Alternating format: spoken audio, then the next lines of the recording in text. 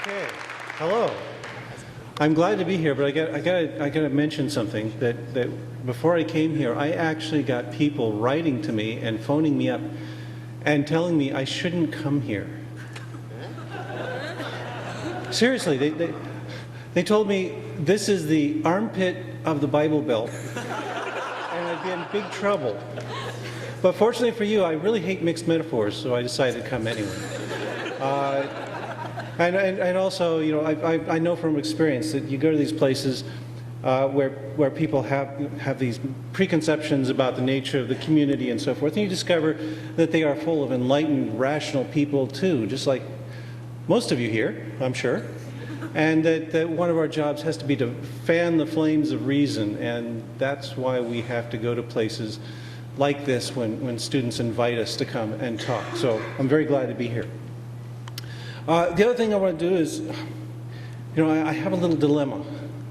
I give a lot of talks, and I've got all kinds of talks sitting here on my laptop, and I'm trying to decide which of these two I should give to you. So maybe you can tell me. So one is kind of a personal testimony to atheism and why I'm an atheist and why I think it's really a powerful tool. And the other one is a traditional cranky rant against creationism and why education's... That's the name? Okay. Well, good. Okay, that's what... Although I have to tell you that the other one is much, much better. But of course, you know, whichever one you picked, I would tell you that. Give both. Yes. Do we have a few hours? Okay. So let me just talk a little bit about science education. And many of you know I'm a biologist and an educator. I teach at the University of Minnesota Morris. And as a college educator, I run into this major problem all the time, that students are coming into my classroom extremely poorly prepared. This is tragic because I get all these freshmen coming into my introductory biology course, and they are confident that they're going to be going to medical school, and I have to break the news to them that maybe 5–10% of the class will get into medical school, that most of them will drop out in the first year because the honest truth is that they have been poorly served by their high schools. The high schools have screwed them over and not given them a good education. In particular, in biology, which is kind of essential to doing medicine, they're getting crapped on. The students are coming through the high schools and they are not getting taught the basics.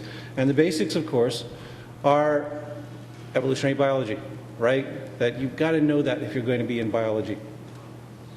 One of the things I have to do in my classroom then is I have to do a lot of remedial work, which means I slam them really hard on evolutionary biology just to bring them up to speed.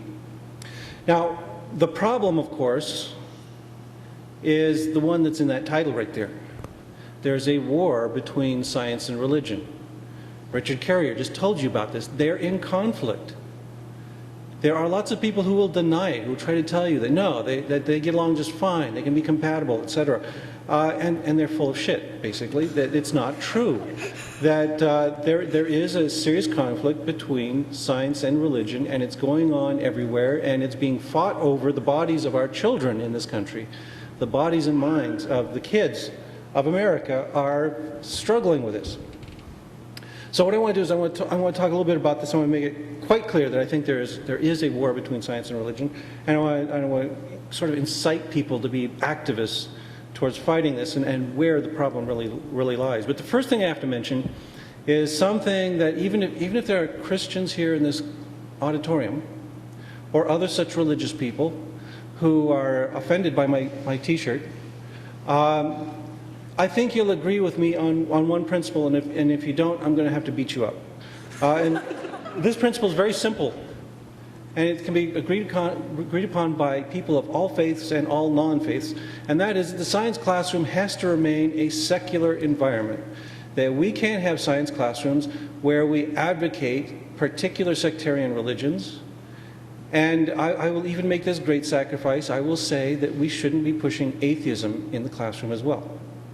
When my students are taking my classes, I am not taking time out to explain to them why they should disbelieve in God.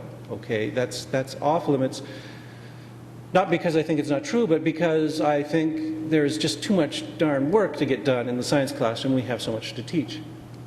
So this is a general principle. Keep the science classrooms secular. Keep science classrooms focused on science. Teach them that.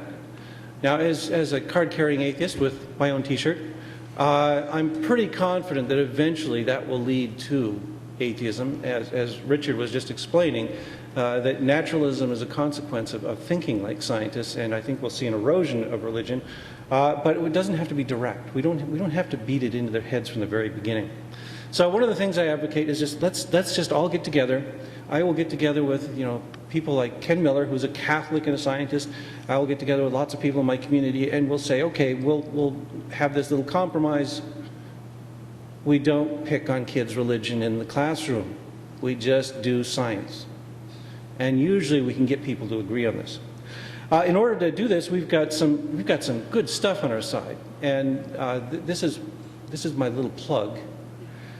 At lots of my talks I do this. I tell the entire audience that when you leave this room, I want you to go join one of these organizations. They're really good organizations to be members of. They are a bulwark in keeping classrooms secular. The first one out there is the National Center for Science Education. It's an amazing group headed by Eugenie Scott.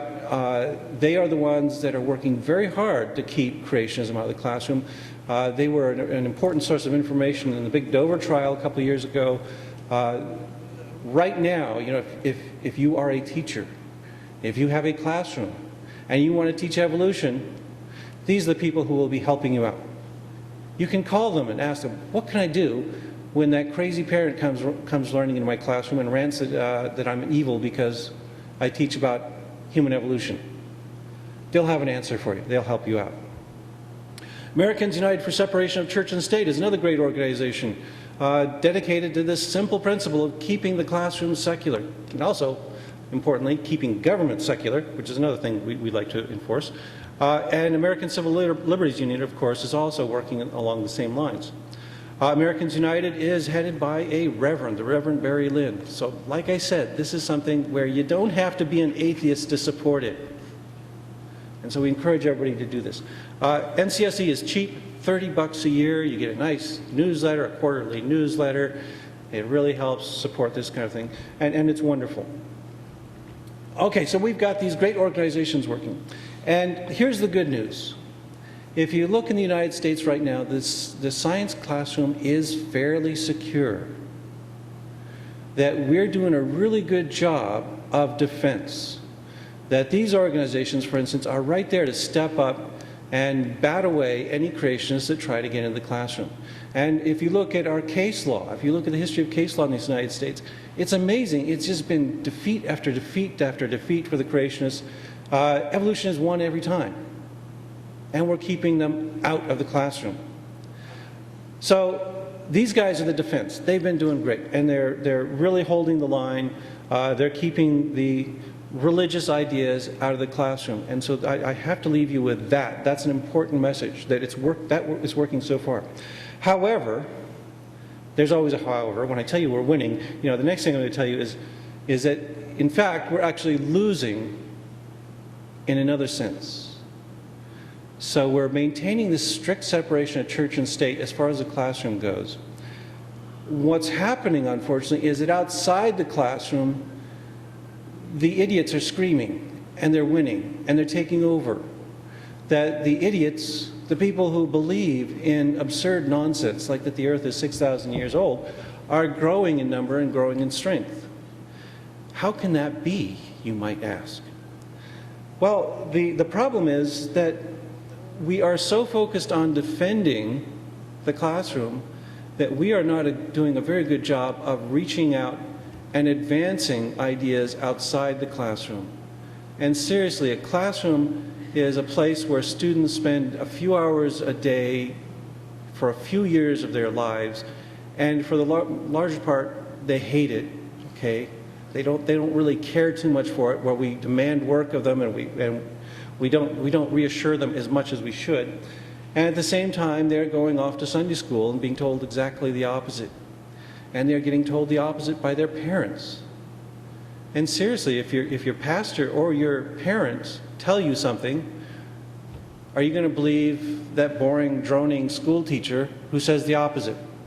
And the answer for most people is no. They're going to accept whatever the religious beliefs are of the culture of the time. And because we're so focused on defense, we're not getting out there and making a stink. At least we haven't been. You may have noticed in the last few years, things have started to change a little bit, with a few vocal people getting out there and causing all kinds of annoyances and trouble. But still, I worry that we may have crossed a tipping point and we may not be able to recover, because things have gotten really, really bad in this country. Some of you may have seen this before. This was published in Science a while ago.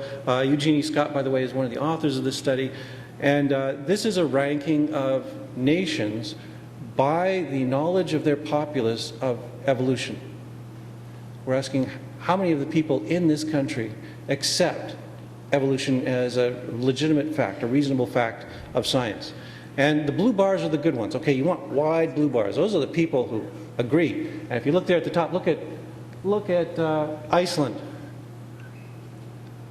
I want to move to Iceland. You know, look at that big blue bar. The red bar is the percentage of the residents of Iceland who believe in creationism, and the yellow one is the percentage who are just kind of waffling and they're not really sure.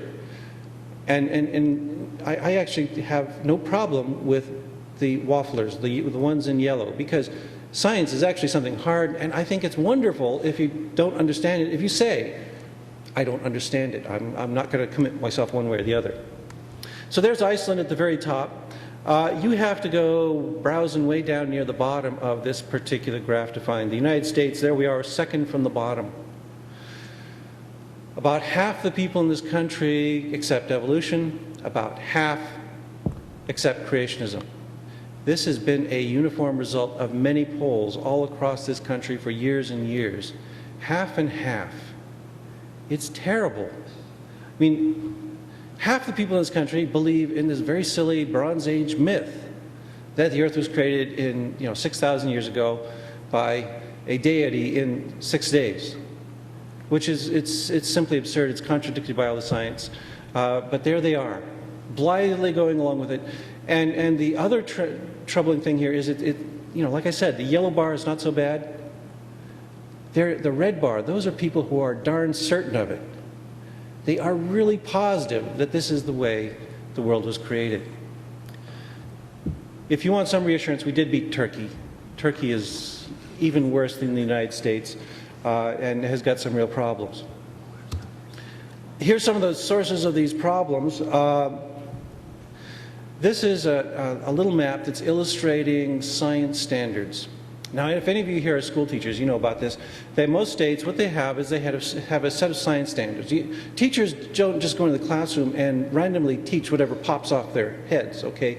It's actually disciplined work where you have to have a lesson plan, you have a set of curricula that you are going to teach, you have goals for your classroom, then you have to get them through certain bits of knowledge in the course of your year while they're in your class. It is actually a very rigorous sort of thing. You have to work at this. And most states have these sets of science standards where they say in very general terms, these aren't nitpicky little things that say day by day what you have to do, but they list a set of goals to be accomplished in the classroom for each year, for each subject. And you can find these things on the web. All states have them. That you can look around and find them. And most of them have something where they talk about biology. And there are organizations that go around and rank these and ask, okay, how good are your science standards? And what you discover there is it's all color-coded.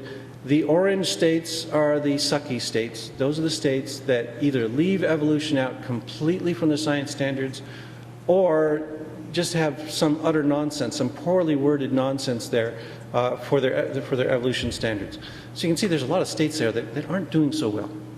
The yellow states are the ones that are satisfactory, and I've looked through the guidelines for defining whether a state is satisfactory, and basically it's whether the state is willing to use the E word in their science standards. They don't have to say anything very specific beyond that. So we've got a really low bar we're setting, and you should be pleased there to see that Missouri has met that standard. Okay, they've jumped over that. They actually mentioned the E word in your science standards. And you also notice that Minnesota, my state, is about the same as yours. We're actually revising our science standards this year, and we're yelling at them very hard. We hope that ours will be much better and will become green like California, which has excellent science standards. But, you know, look at the little comments scattered around this graph. You know, Illinois, an embarrassment. That's how bad theirs are. Wisconsin, the state right next to us, which we're pleased to see because we're kind of rivals with Wisconsin, their science standards are confused on the subject of evolution. It's all over the map here where we have very poor support. And this is a concern because, like I was just saying, the populace at large is messed up. They don't understand these. And what we need is science education that corrects misconceptions. And many states are just not doing the job. Now, I also have to qualify this a bit because we have these science standards on paper, and smart, responsible science teachers will obey them. They know this is what we've got to do. But in my own state, we've been surveying our students that have been coming out. This is the work of Randy Moore at the University of Minnesota. And we've been asking, well, did you get taught what you were supposed to get taught? And we give them little surveys, and we're finding about half the students are coming out of high school never getting exposed to evolution. This isn't so good. Okay, they're supposed to be taught this, and they're not. And often what it is that teachers who are reluctant to teach evolution will do something clever, like they'll put it at the very end of the unit, of the semester, of the year that they're teaching. And as we all know as teachers, schedules always slip, and so usually the stuff at the end gets short shrift and may even get bumped off the schedule, and evolution conveniently gets bumped out of many schedules.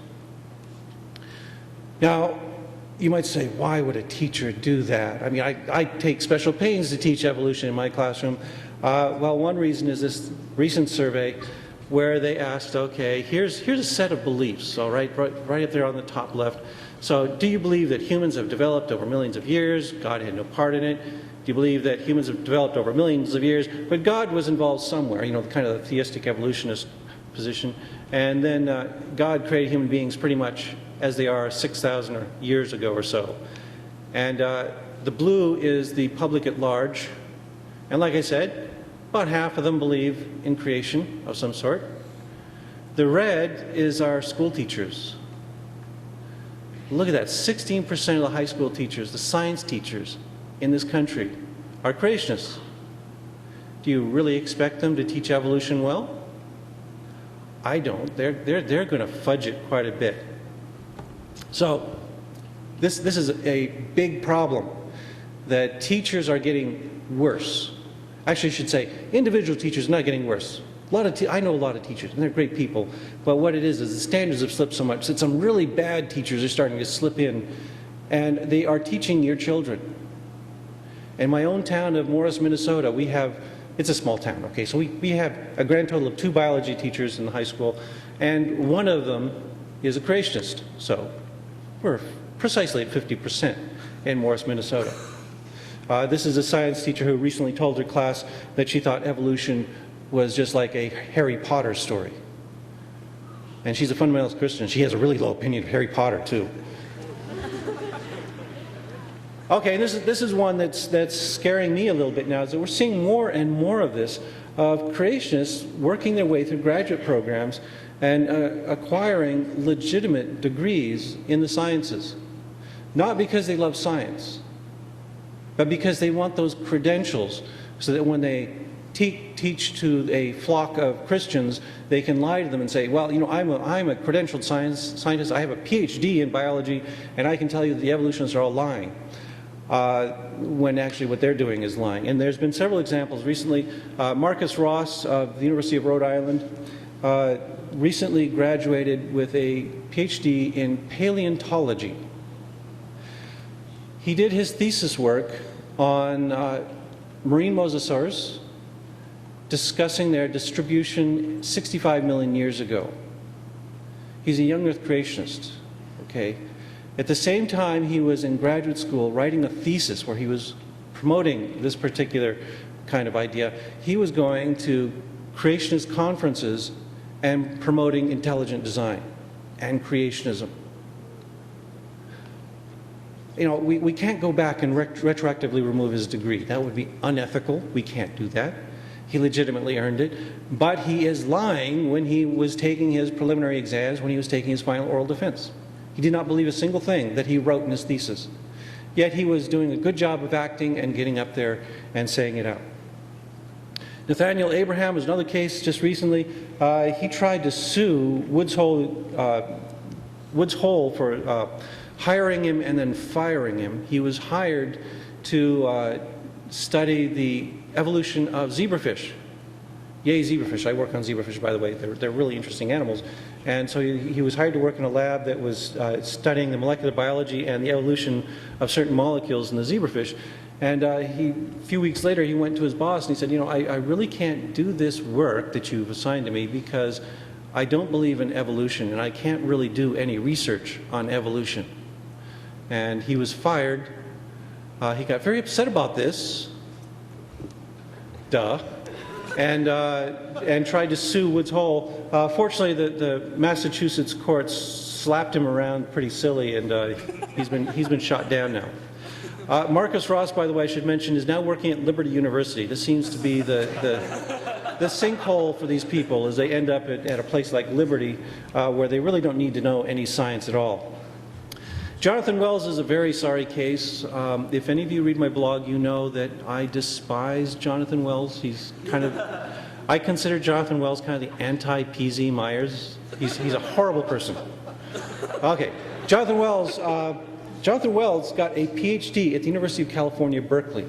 You may have heard of Berkeley. It's got a reputation, right? It's a very good place to study biology. And he went through there and he was like third author on one paper, and somehow he got a PhD out of his lab, which he has been touting heavily as his credentials for doing all these hack jobs against evolution now. But he's also on record. He also wrote that he specifically went to this biology program because Father asked him to do this to further his goal of destroying Darwinian evolution. Father, of course, was the Reverend Sun Myung Moon. He's a Moonie, and he's actually admitted it that he was not in this because he loves biology or he's interested in evolution. It was solely for the purpose of going out there and destroying, he thought, Darwinian evolution. I gave a talk like this at University of California, Berkeley this past summer, which was loads of fun. I got to wag my finger at them and tell them, you did a very bad thing here in letting this person graduate from your program. But again, of course, you cannot retroactively remove a degree.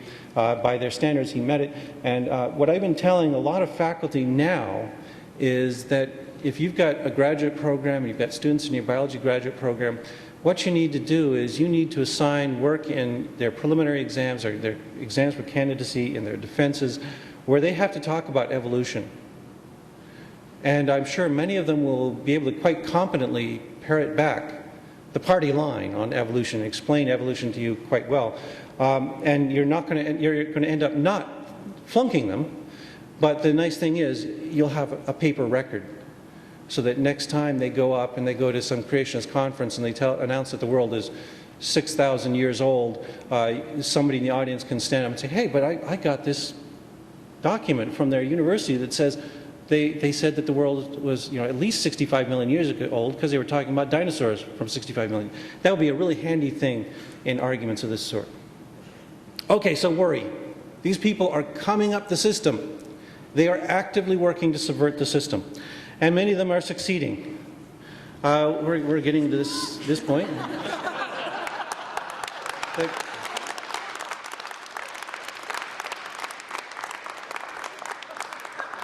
You recognize those guys, right? Yeah, this is common in the culture. Those guys at the top left, I'm just curious, does anybody know who they are? Gablers, I heard that, yes. That's Mel and Norma Gabler. They're dead now, but they sure did some awful work in Texas. They ran a little organization in Texas that vetted school books. So anytime a school book was being screened for acceptance by the Texas school system, Mel and Norma Gabler would get to it, and they would write a report. And this report would judge the book entirely on its adherence to biblical principles. And scary as it may be, they were influential. They were extremely powerful.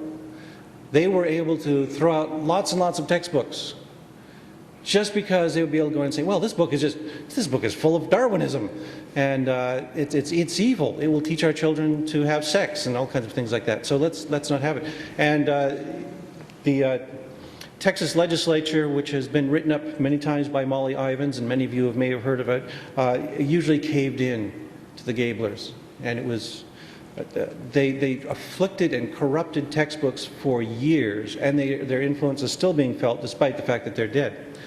For example, the most popular textbook in biology is Miller and Levine's biology book. If you've been through high school biology, you're familiar with it. It's probably the most common one that you'll find anywhere.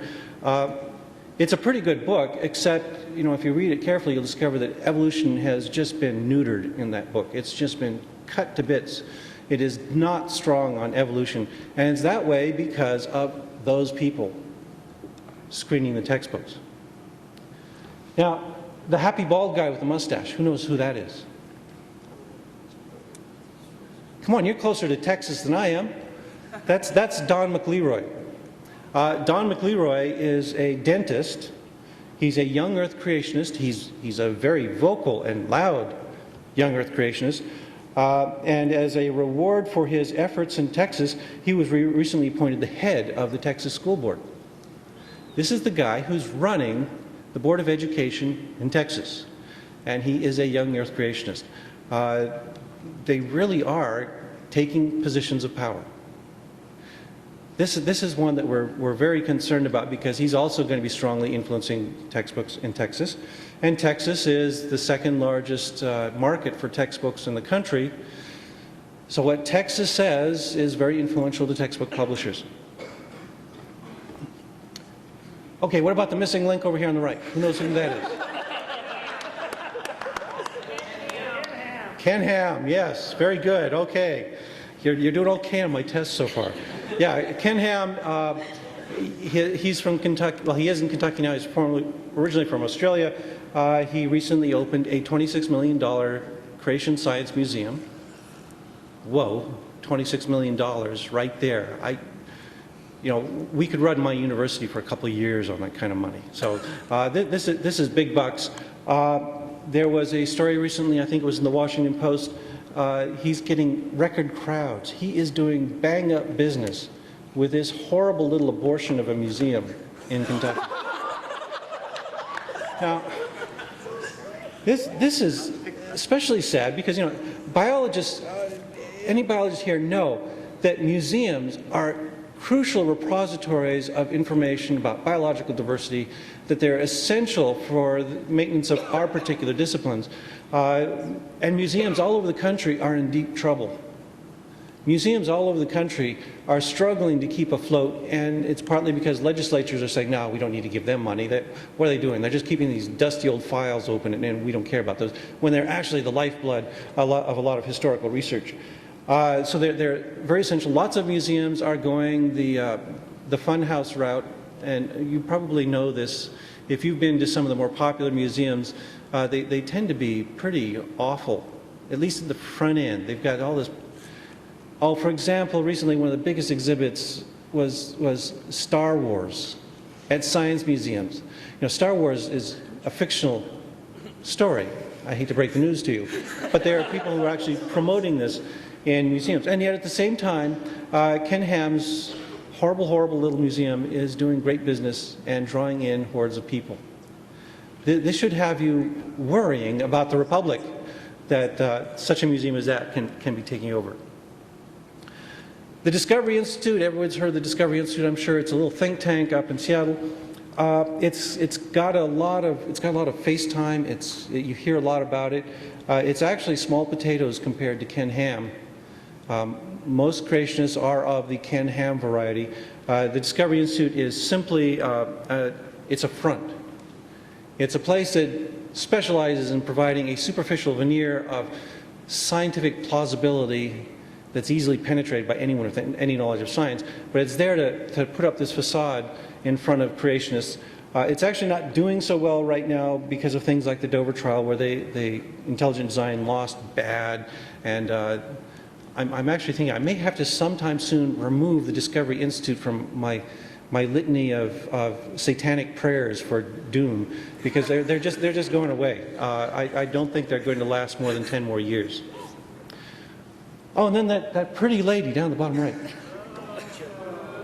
Oh, yeah. Are you as aghast as I am? It sort of sounds like it. I hear a few moans up there. You know, this is a Pentecostal nut. This is somebody who believes the earth is 10,000 years old or less, who knows absolutely nothing, and they want to make her vice president of the United States?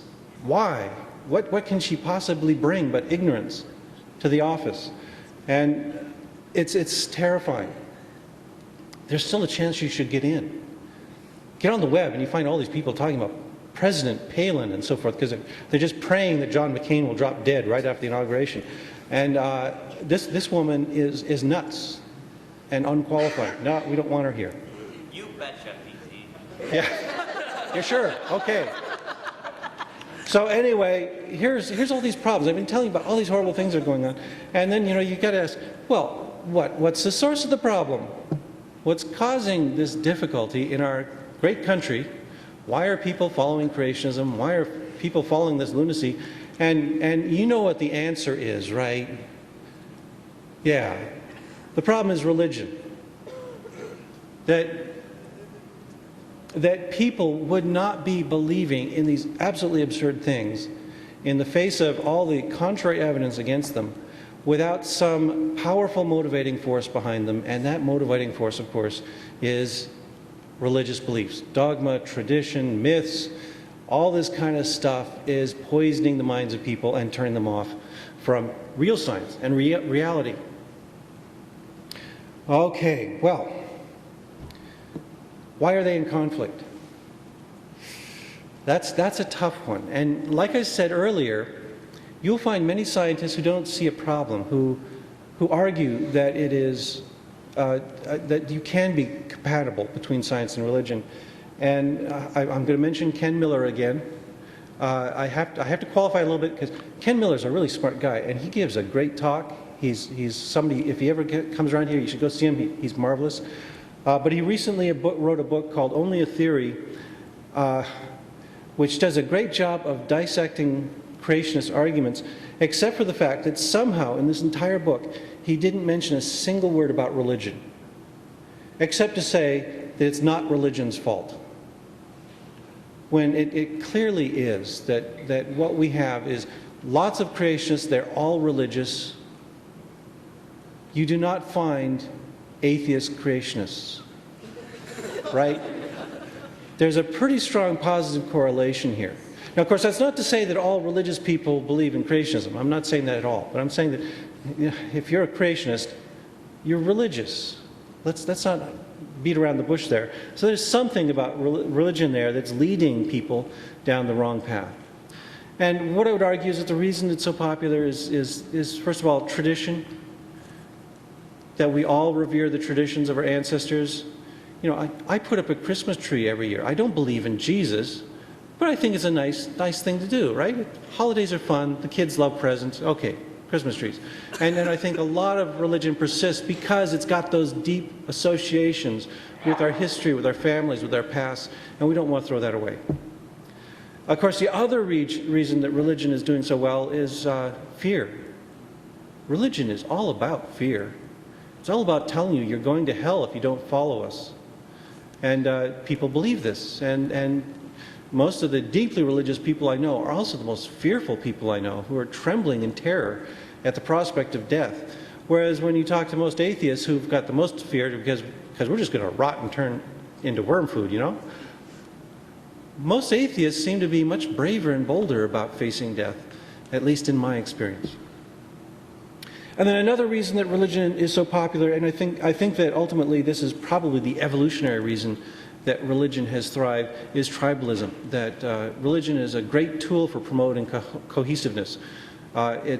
You're telling people to be afraid, but at the same time you're telling them, well, if you join together with your brothers and sisters and beat your friends over the enemy over the head with a club, you will go to heaven. And so it's a great way to build strong tribes, strong, violent, aggressive tribes that will expand at the expense of other people. So that may be one reason it's done so well. But now, why are religion and science in conflict? I feel a little superfluous saying this right now because Richard really pegged this. He described it in great detail. So I'm going to be really brief here, fortunately for you. Why are religion and science in conflict? Well, one way is that they're competing ways of knowing. Witch doctors hate competition, right? And yet here's science, here's things like medicine that is doing such a phenomenal job of actually keeping people alive. The population is booming because infant mortality is down so low, because we've got things like vaccinations that prevent infectious diseases, because if you get other problems, if you're seriously injured, people used to die if you got a pinprick and got infected. That just doesn't happen very often anymore, where it was routine once upon a time. It used to be that women died in childbirth routinely. During certain periods of English history, for instance, particularly because doctors had very dirty hands, roughly 30% of the women were dying in hospitals of childbed fever. That's gone. Okay, we've cured most of that, and that's competition for prayer. It works very, very well. And I would say that it competes with science, religion competes with science from my point of view, because if a student comes in and tells me that his answer on the test is correct because God told him it was so during the exam, I will flunk his ass. Okay. It's just not the way it works.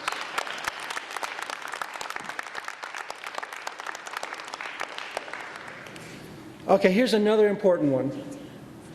And Richard also talked about this, that religion is epistemically empty and unverifiable. My first day in introductory biology, these happy little freshmen come in, all the ones I just told you are thinking they're going to be doctors. And I try to help them out. I try to tell them, here's some hints for making it through the next 4 years and graduating with success. And one of the tips I give them is a way to look really smart in any classroom, in any science classroom. And that is one simple question. Anytime the professor raises his hand and says something you don't understand, don't say, hey doctor, I don't understand. Instead, raise your hand and say, how do you know that? How do you know that is such a powerful question in science. It's really the heart of science, is constantly asking this question. How do we know this? How do we understand this? That whole epistemology thing. And I tell the students that it's great because, you can be completely ignorant. You could be completely lost in the class, and you raise your hand, you ask the professor, how do you know that? And he will be so impressed with how clever you are. Especially if it's a good question where he can then sit down and spend 10 minutes explaining the experiments behind the particular question you have, which leads to deeper understanding on the part of the students, makes the professor look really smart. Everybody's happy. It's a wonderful question. Try asking that in church some morning. Well, for one thing, the pastor usually doesn't like it when his parishioners raise their hands in the middle of the sermon and say things like, how the heck do you know that I'm going to hell? Because then they have to sit down and break the flow of their poetry and explain basically that they're full of shit and they don't know really, but Jesus said so, and that's good enough for them. Okay, so that's important. For scientists, when scientists are looking for things to grasp, to understand, we look for an epistemological basis for a particular belief. And religion doesn't have it. It really doesn't, except for this authoritarian, believe it because my book says so, or believe it because I say that Jesus said so, or believe it because a dream told me that it was so. Okay, but the really big one, the big number one reason that religion and science are in conflict is this one. And seriously, have you read any of those holy books out there? I've read a bunch of them. You know, the people keep telling me that the secrets of the universe are in the Holy Bible or the Koran or whatever, and I open them with great enthusiasm, and I'm always tragically disappointed that these stories are absurd. I mean, get a Christian talking about the depth of their faith and the important things that their faith teaches them, and you'll hear things about the Trinity, for instance. Can anyone here explain the Trinity to me? Any good Christians? I've never met one who could. The Trinity is absurd, right? We're supposed to have one God, but he's got three elements somehow. That there is God the Father, there's his Son, which already is starting to get really wacky, and then there's this thing called the Holy Ghost, which nobody can explain what the Holy Ghost is. Where does he come into play in the mythology? What was he doing? I don't know. But anyway, so it's this compounded ridiculousness. And in Christianity, we've got this idea of original sin, that somehow you go into church and the guy is going to tell you that you are by default going to hell because of something your great, many times great-grandmother did. And what she did is she ate some fruit, okay, when God told her not to. And you know, God is kind of a petty pissant in a lot of ways when he's doing this kind of thing. And for some reason, this has damned me. You know, if God came down and told me that I'm not supposed to eat from this tree, and he was almighty and horrible and huge and powerful and throwing lightning bolts and things like that, and he said, don't eat from this tree, I would not eat from the tree, right? I can say that. I would not commit that sin. So, why am I getting blamed for this? Although, to be honest, you know, if God told me that you can't eat from this tree because it will make you really smart and sexy, I might still be tempted. But still, I've got a good reason, right? And as Richard just explained to us, it's all about what you want and what's really important, and so I think I could make a good moral case for eating from the tree. So, religion is ridiculous. It's just ridiculous through, and I have not met a single religion yet that is not anything but silly when you get right down to it. That includes Scientology, okay? You can't name a rational religion to me. And I'm sorry, Church of the Flying Spaghetti Monster, you're silly too. But I think you're proud of that.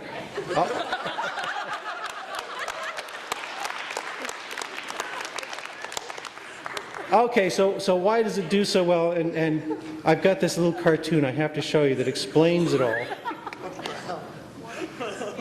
This is a simple cartoon explaining the conflict between science and religion. I think it's a powerful illustration of both our problems and what's been going on. So you got to imagine two guys sitting on a rock having a conversation, and the topic comes up to profound philosophical issues like, you know, where did we come from? That's a really good question. Religious people ask it, scientific people ask it, where did we come from? We want to know that. And I think it's a very human thing to be concerned about this particular issue. And, you know, nowadays, if you ask a scientist, if you ask somebody like me, I will stand up there and I will give you my explanation. And my explanation will be long and detailed. You can praise whatever deity you have. That I did not give one of my science talks here because I do give lots of science talk. I didn't give you that choice. But you could be hearing about all kinds of nifty molecules. Well, anyway, you give them the details, which explains, you know, molecules going into cells becoming more complex, giving rise to multicellular life. That we've got this nice fossil record that illustrates that, you know, these aquatic organisms acquiring amphibious traits, moving out of the land creatures evolving through reptiles to mammal-like reptiles to reptile-like mammals to full mammals to various classes of mammalia to things like primates that led to us. And really, I admit, it does sound a little bit silly. It's counterintuitive. I can understand why people might initially reject it, but at the same time, you know, I could be giving this little lecture, and at every point, the guy on the other rock could be asking, how do you know that? I would be encouraging him, ask me, how do I know that? And I would be able to explain the experiments and the observations that support this. So, as is typically the case when I give these kinds of explanations, the guy on the other rock is going to sit there with a stunned look on his face, this look of incredulity. He's just not going to accept this. And then they will, of course, tell me their explanation. And their explanation is so simple and so elegant. Magic man in the sky. And my explanation is, I admit it, it's counterintuitive. It's Darwinian logic is ruthless and scary and pitiless. And it often puts people off, but it's just reality.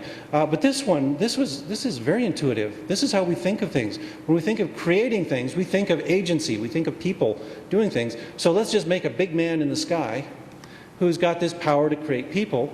And so, of course, he just creates people. Zap, right? Now, of course, at this point I would be interrupting and saying, how do you know that? And he wouldn't have an answer, but we'll just gloss over that right now. Magic lightning bolt from the sky, whatever, it creates people. This feels good to them. And the nice thing about this is this person can sit there and now he can talk to this magic man in the sky.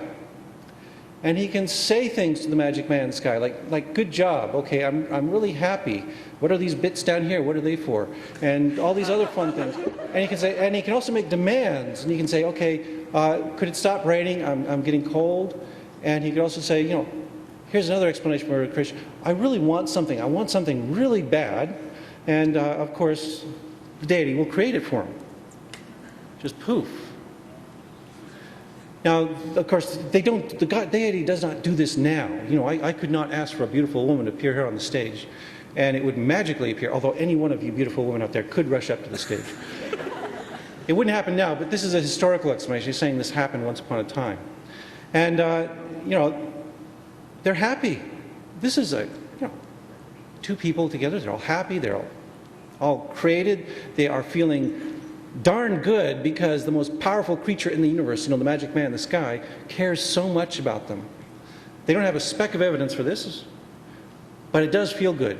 And to many people, feels good is sufficient evidence. Now, of course, my reaction is usually stunned at first and followed by laughter and smirking and making fun, a lightning bolt, ha, yeah, right. Because they can never answer my how do you know questions. But of course, there's always the last refuge of people in this position is, they can always get a big rock and take care of me.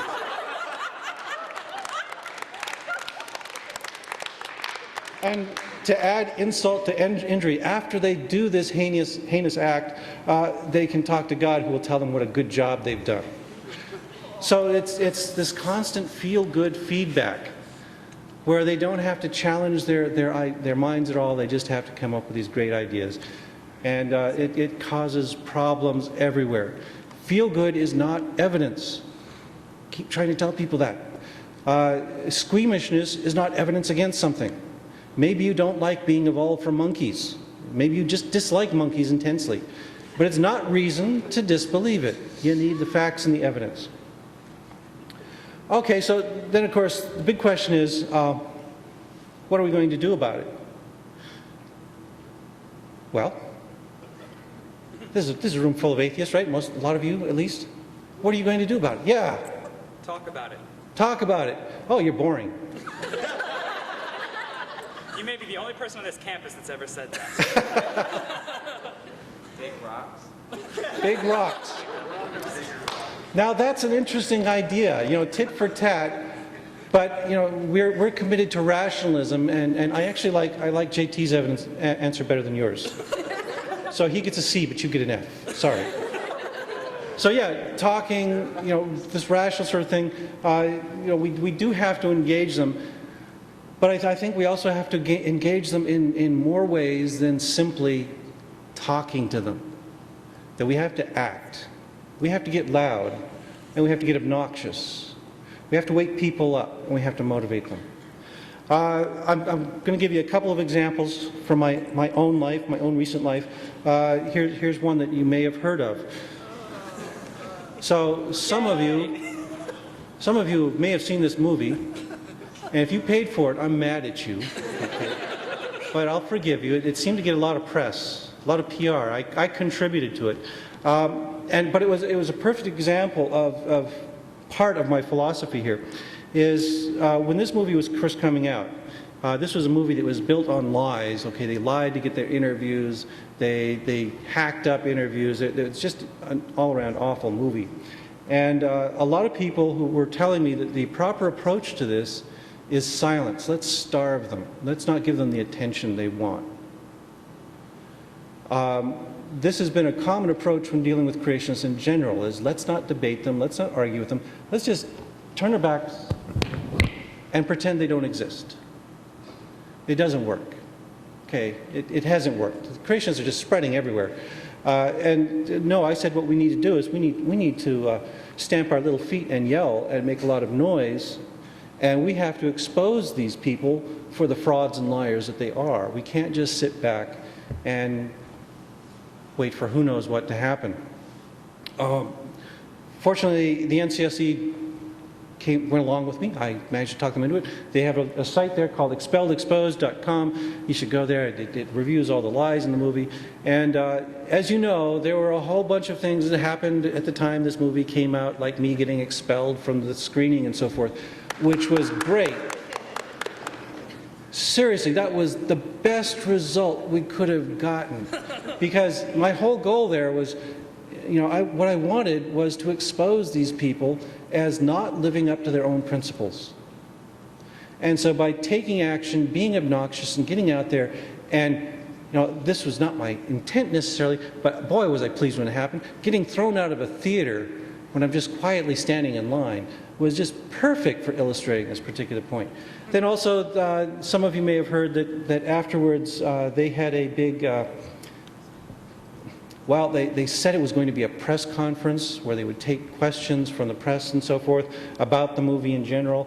It was really a setup job where they were not going to have anybody asking questions. They were just going to have their people standing up and talking. And they had this big phone interview thing, and I called in to join in, listen to them 10 minutes before the interview started, and I heard them speaking about how we're going to get Ben Stein in on the conference call, and they happened to mention the conference call code. Now, what would you do in such a situation if you were a very honest, principled sort of person? Well, like me, you would immediately hang up, call back up, and use the conference call code, right? So that's what I did. I broke into their press conference. It was great fun. I politely sat there and let them spew their lies for about half an hour, and then I said, okay, all you reporters out there, this is P.Z. Myers. I was in the movie. I've got the true facts on this. Here's my phone number. Here's my email address. Write to me, and I'll tell you about the truth behind Expelled. Which was so wonderful. You could just hear the expelled people falling over backwards in their chairs and expressing great shock at all this sort of horrible thing. But anyway, that's what I'm saying is don't be afraid to get out there and get your hands dirty. Get out there and act. Don't just talk. I mean, talking is great. You gotta have a rational basis for what you do. But at the same time, you have to get out there and do things. You have to make a difference. Now, I'm going to show you a little bit of this video. Oh, maybe I'm not. Let me. I just realized I don't have sound here. Well, okay, I'll just tell you. I've got a little clip from the movie. This is the only part of the movie I've seen. And it's the part where I spell out what I think will happen to evolution, or to religion, where what I think religion's fate will be. And it's much like what Richard Carrier was saying, is that I think it's going to erode away, that science is going to replace religion as a moral principle, as a principle for living. And in this little interview, I made this absolutely appalling analogy, which I have gotten so much hate mail about. If you've seen the movie, you know what the analogy is. I compare religion to knitting, and I say this is what we want. We want religion to be just like knitting, a hobby that people participate in, that people can enjoy just for the sake of doing knitting or craft work, and but that isn't essential for living, that we don't judge people by whether they're knitters or not. And apparently when this was shown in the theater, people were shocked. They were aghast. There were gasps of horror throughout the theater from some of the people I heard, which surprised. I thought it was being so nice. Well, anyway, But then I got so much hate mail, but most of this hate mail was from knitters who were really pissed at me for comparing such a dignified and useful and productive hobby as knitting to something like religion. So I've been struggling, just in case there's another interview, I need a new analogy. And at first I came up, well, okay, what if I compare it to bowling? Oh, I heard a groan, yeah, I knew that. And the thing is, bowlers don't have the little sharp knitting needles, but they tend to be burly and bigger than I am, so I decided not that one. So I have a new analogy that I like to use, and this is what I want religion to become. I want religion to become like masturbation. You see,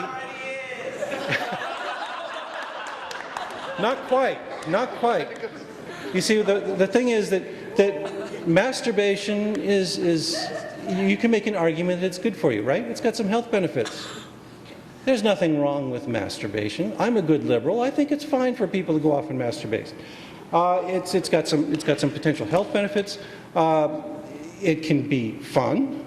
Okay, people have fun with this. It can be practice for other behaviors. So there's no objection there. However, of course, you know, the difference is in why religion is not yet like masturbation is that in general people don't masturbate in public. This is something we would like to change about religion. And also, your expertise in masturbation usually isn't considered qualification for the vice presidency. So,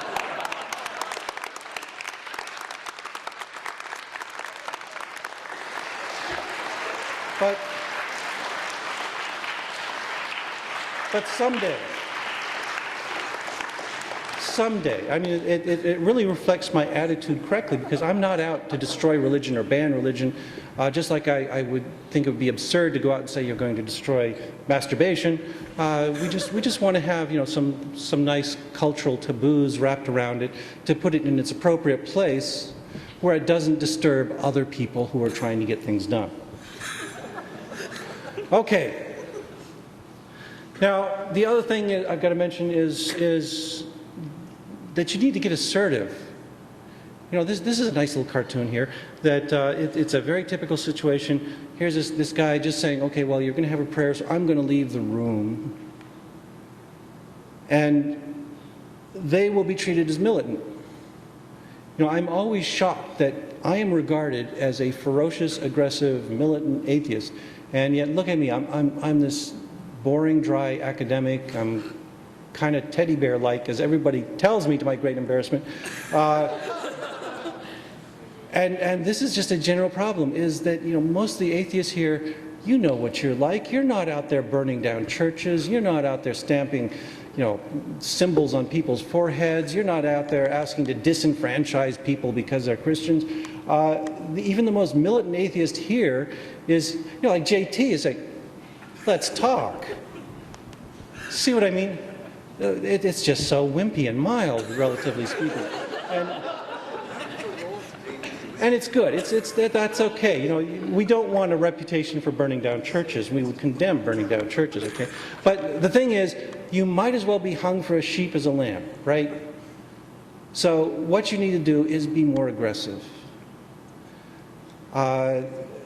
You've got to come out more. Feel free to go ahead and admit to everyone that you are an atheist.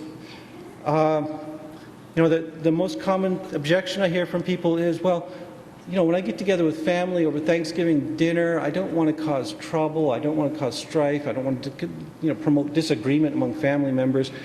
And I say, screw that. There's nothing better over Thanksgiving dinner than a good shouting match. I mean, go ahead. Don't be afraid to come out to your family. You know, I hear people say things like, well, my grandmother, she's so old and frail, and she cares so much about her faith, and she believes deeply, and I don't want to annoy her when she's so close to death. And I say, go out there, go ahead, get in a fight with Grandma, please. You know, the thing is, this is the best place to do it, because Grandma loves you, right? And what will happen is she will learn that you have beliefs that are different from hers, You will have conversations about this. Sometimes there'll be angry conversations. Sometimes there'll be weepy conversations. But through it all, she will love you still, and you will still love her. And hopefully what you will both gain out of it is an appreciation for each other's position that says, people can hold different beliefs about religion and still care about each other. This is the lesson your grandmother has to learn. If you're constantly sheltering Grandma and Uncle Fred at the Thanksgiving dinner table, they're going to go on being obnoxious, bigoted jerks for the rest of their life, and they will never have that enlightenment of seeing that smart people, good people, don't have to believe in their precise beliefs. So come out, if you followed Richard Dawkins' site, you know about the OUT campaign. You don't have to go to Richard Dawkins' site and do this stuff, but you should stop being shy about telling people. Get this T-shirt or something. Get something subtle like the little red A pin. Something, anything. Put a bumper sticker on your car. Just make it known to the world out there that you guys are driving around the same streets that they are going to the same pharmacies that they go to, are going to the same movies, are out there in the world with them, and teach them that they have to get along. Okay, another thing to do is just question stuff. I thought this was a great campaign. This was an atheist group in Ohio that put up this sign. Actually, they modified it a little bit. So they put up a sign in their student union that says, asks the question, did Jesus Christ have a homosexual relationship? What a wonderful question to ask. Now, seriously, we don't have any evidence, right? There's no evidence that he had a homosexual relationship, but there's no evidence that he was heterosexual either, right? He was 33 years old when he died. Do people really think that he never felt a single lustful thought to another individual? He was hanging out with prostitutes. Come on. He had to have some little reality of Jesus Christ. What kind of human being was he really? But it's also making a point that homosexuality, it's not bad. These are not people who thought that they were damning Jesus by calling him a fag or something. They were thinking this was a fine thing. Of course, the reaction was spectacular. All the people wandering around were very upset that this group would actually question something about Jesus. That they would say, oh, well, but Jesus has all these statements in the Bible where he damns homosexuals and he's against homosexuality. And that's another good opportunity to ask, how do you know? And dare them to pull out their Bible and find the verses where Jesus says anything against homosexuals. And they'll be stumped for a good long while. You can send them off for a few weeks to read through their Bible and they won't find it there. But lots of people saw this. The sign only lasted for a day, unfortunately, before they had to pull it down by the administration. But just putting it up there, asking these hard questions, causing a little sensationalism, getting in the school paper, getting in the city paper, it's good. It helps. The other thing I tell everybody to do is go ahead and blaspheme. God damn it all to hell. Yes. Do it. Blasphemy is a victimless crime. It doesn't hurt anybody, but it shakes people up. So many of you have heard of Blasphemy Challenge on YouTube. This was started by Brian Fleming, who has a movie out called The God Who Wasn't There, which you should take a look at if you want. It's a good movie. And he just makes this point that somewhere in the Bible, there's a verse that says the one unforgivable sin is to deny the Holy Spirit. I've already mentioned the Holy Spirit. Who knows what the Holy Spirit is? But they are saying, okay, if you deny the Holy Spirit, you're going to go to hell. There's nothing you can do. You're damned for all time. So he was telling everybody, yeah, go out there and deny the Holy Spirit. And people did. Thousands of people did on YouTube. There are lots of videos on YouTube of him damning the Holy Spirit. So I say, go for it. This is another good thing to do.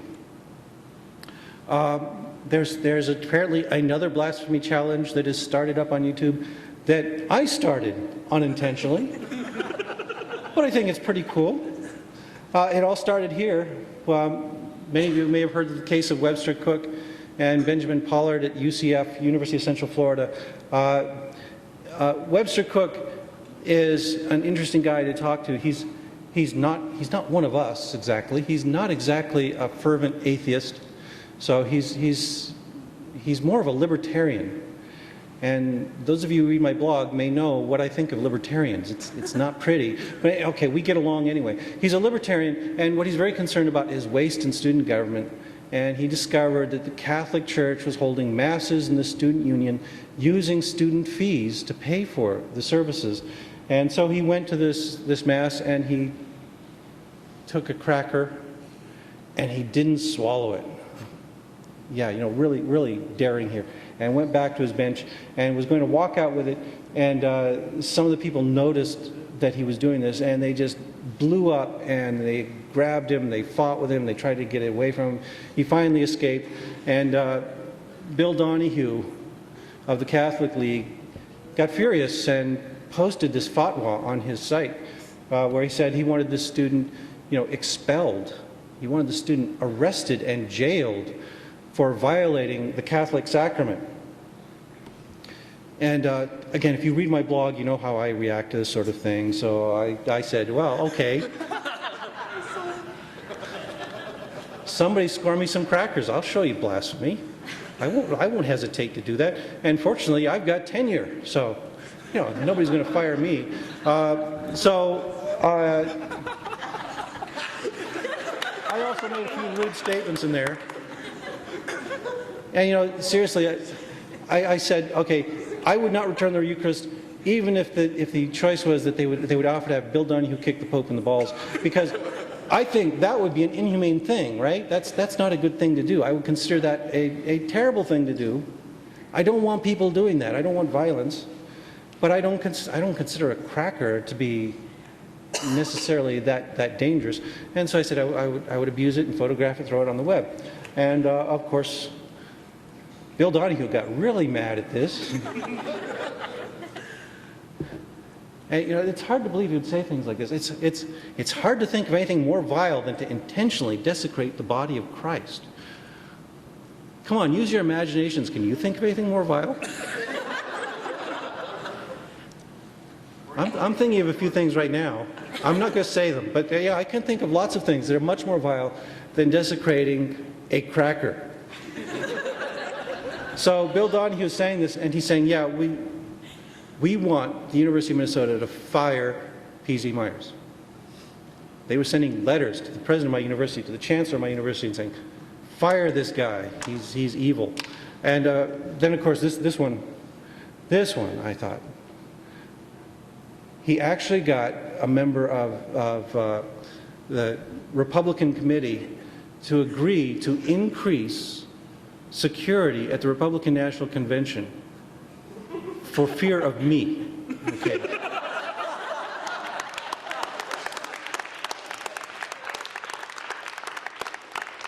Yes. You know, the Republican convention was held in St. Paul, which was in my backyard. That is, it's 150 miles away, but I have a very large backyard. My backyard is almost as big as my balls were after hearing this. My wife can tell you, I was insufferable for a few days. I was so proud of myself here that I had actually driven the Republicans to increase security at the convention. Because I don't know what I could have done. You know, I could have gone there and eaten a cracker in front of them or something. Anyway. So yes, and it was getting more and more ridiculous. He has got a whole bunch of press releases damning P.Z. Myers. This one I thought was really funny. He said, okay, now he's writing the Board of Regents too, and they're saying, you got to fire me. You got to do something about me. And that last line at the bottom there, that's one I really like. Moreover, we are also contacting Muslim groups nationwide. One of the common themes in the letters I was getting is, you're only picking on the Catholics because we wouldn't chop your heads off like the Muslims would. If you did something to the Muslims, boy, they would do horrible things to you. So of course what the Catholics have got to do is alert the Muslims. You know, this is rank cowardice. They're going to get the Muslims to do their dirty work against me. Okay, well, of course, you know, I read this stuff, and I did take action. I did some research, and I discovered some horrible things. Sacrament desecration has a long history. It's been around for a long, long time. The first case was in 1243.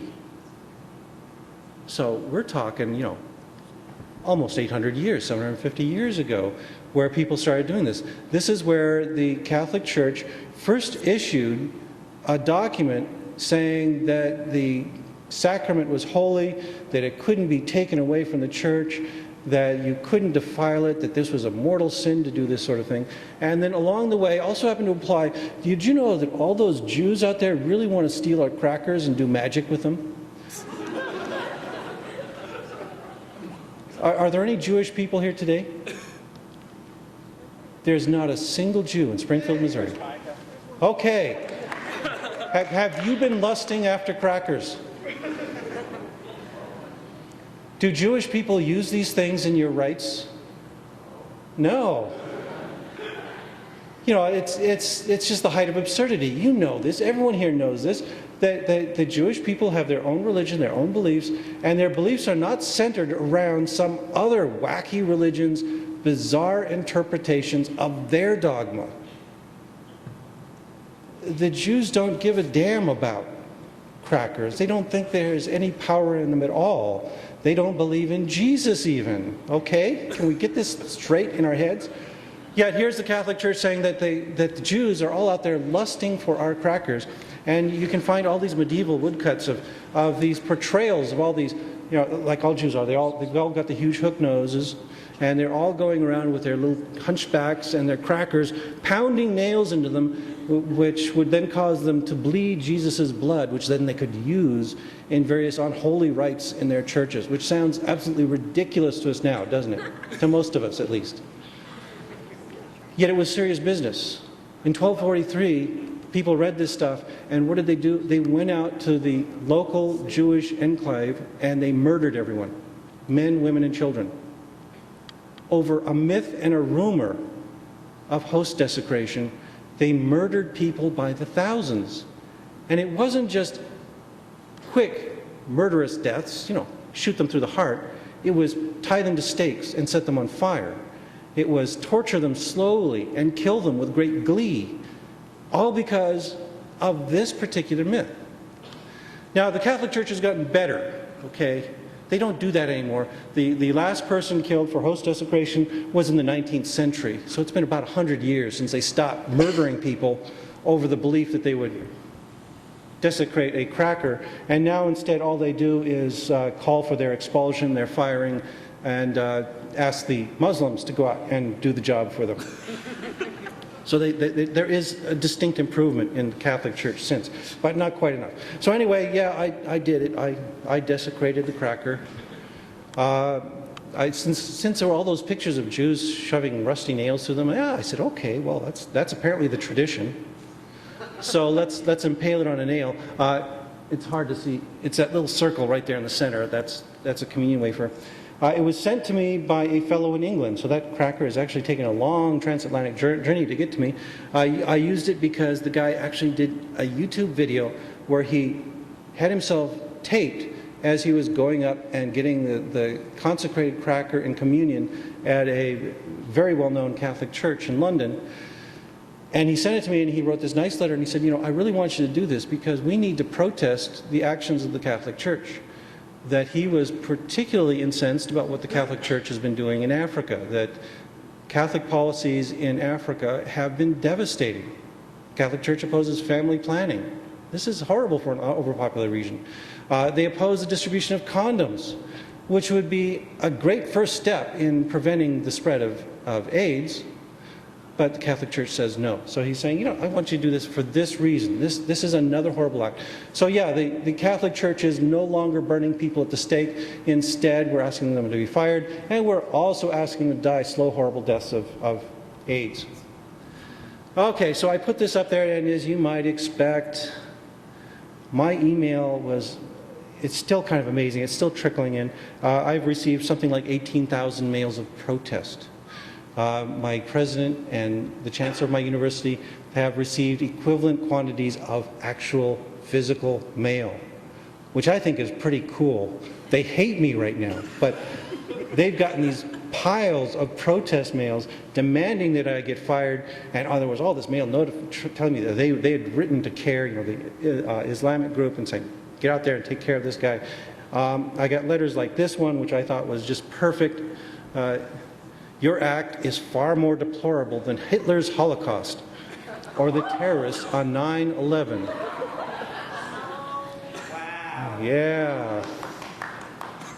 I am really powerful, right?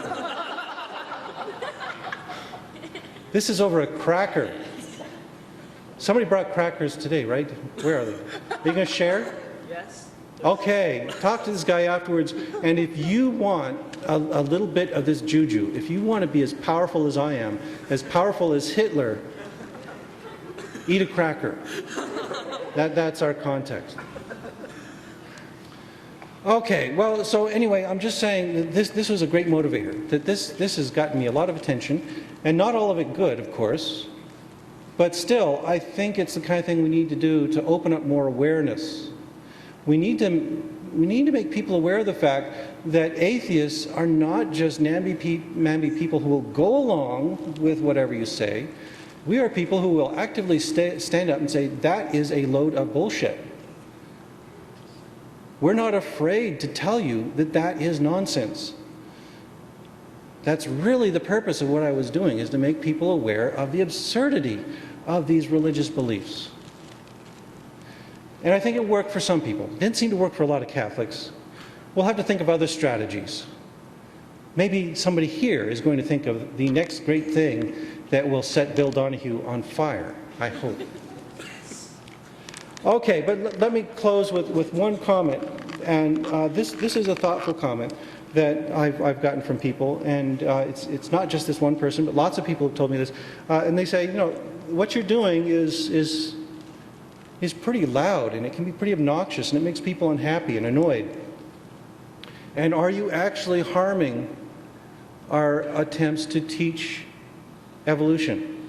Are you going to be interfering with this because people are going to be so upset at the anti-religion message that they will, out of sheer spite, decide that they believe in a 6,000-year-old Earth?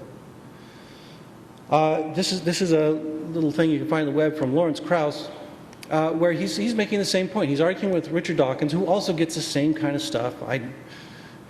I don't know why. I mean, obviously the Expelled incident shows that I'm much scarier than Richard Dawkins. But okay, Richard Dawkins gets a lot of attention for some reason about this sort of thing. Anyway, so Lawrence Krauss says, you know, this part and boldface. I wonder which is more important, using the contrast between science and religion to teach about science, or trying to put religion in its place. And you know, the thing is, he goes on, he says more about this, and he says, this is a good question. It's a sensible question. And I have a very simple answer to that. And the answer is, why not do both? We can do both.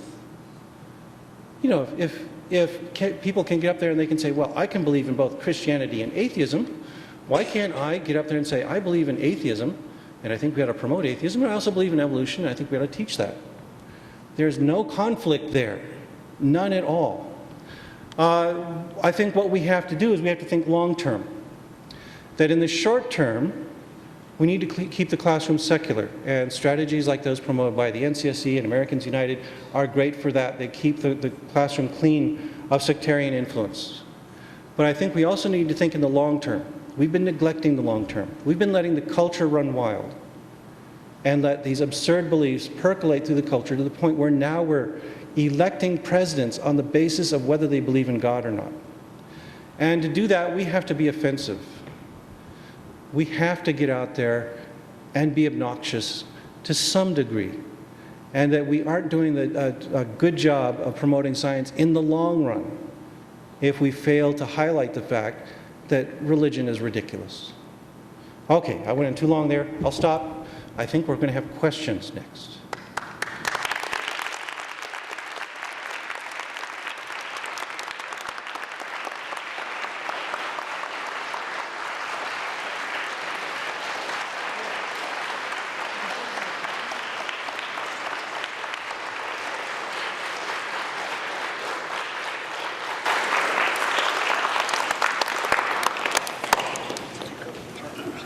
So the flying spaghetti monster is silly. And I actually think weak might be the nicest thing anyone on this campus has ever called me.